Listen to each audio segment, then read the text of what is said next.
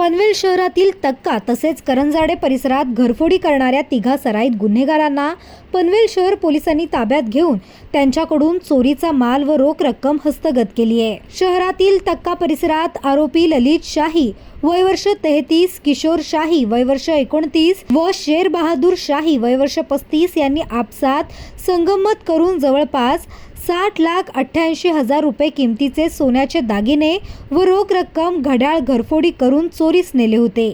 तशाच प्रकारे करंजाडे येथे सुद्धा घरफोडी करून सोन्याचे दागिने व रोख रक्कम असा लाखो रुपये किमतीचा ऐवज चोरून नेला होता।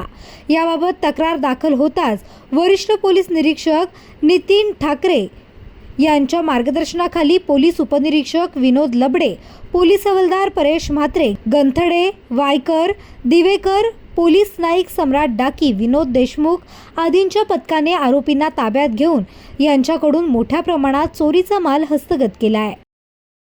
पनवेल, नवी मुंबई आणि रायगड जिल्ह्यातील ताज्या बातम्या आणि नवीन घडामोडी पाहण्यासाठी सबस्क्राइब करा कोकण संध्या न्यूज चॅनल आणि दाबा बेल आयकॉन।